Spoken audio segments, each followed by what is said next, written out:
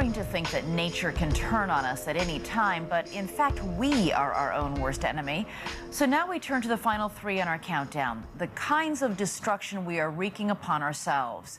First, we grew up fearing that nuclear war between the superpowers would annihilate us all.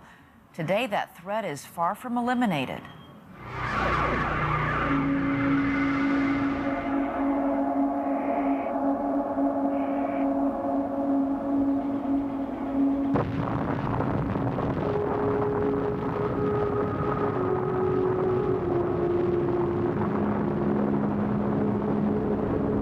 As J. Robert Oppenheimer, father of the atomic bomb, watched his creation explode over the New Mexico desert, he understood that in that one instant, man's place in the universe had changed.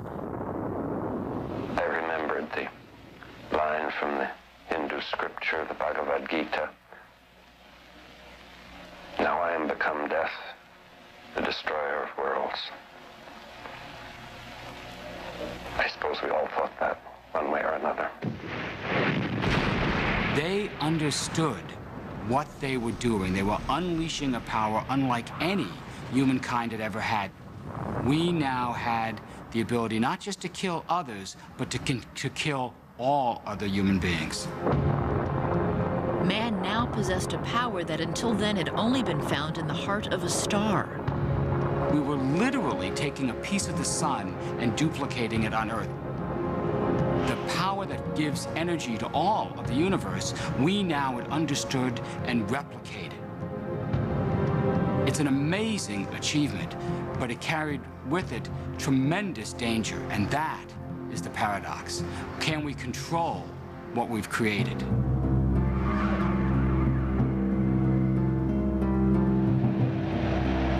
From the start, it was clear that we could not.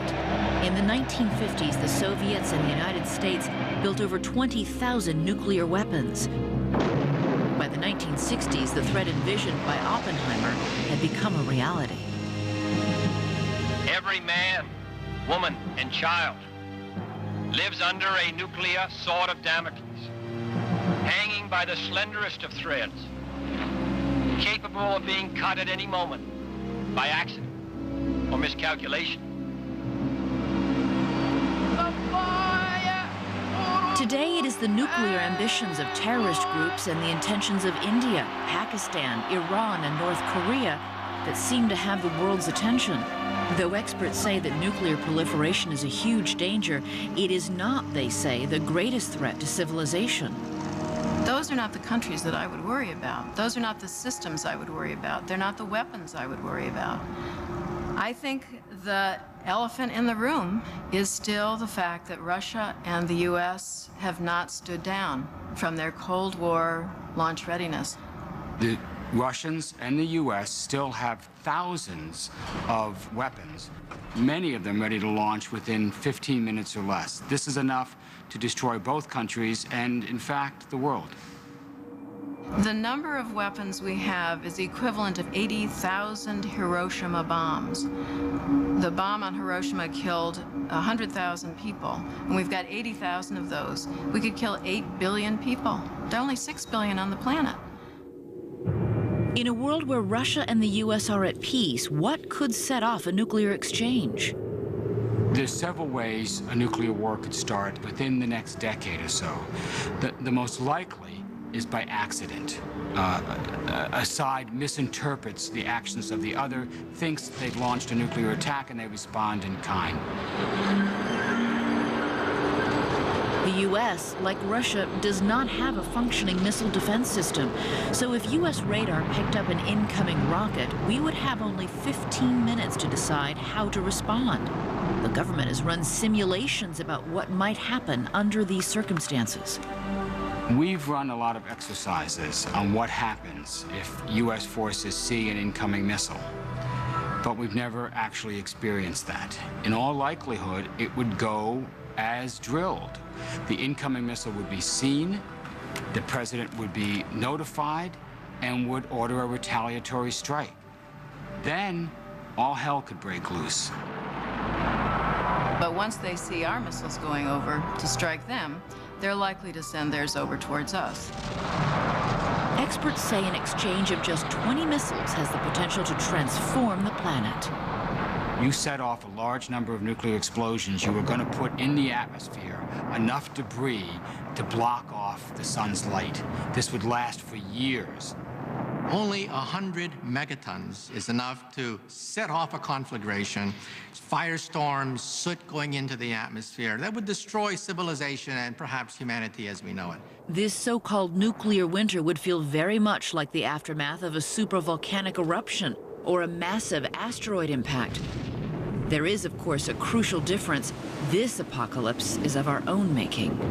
We still hold on our hands, inches away from pushing the button, the power to destroy the entire planet. It's there, it's real, it could happen.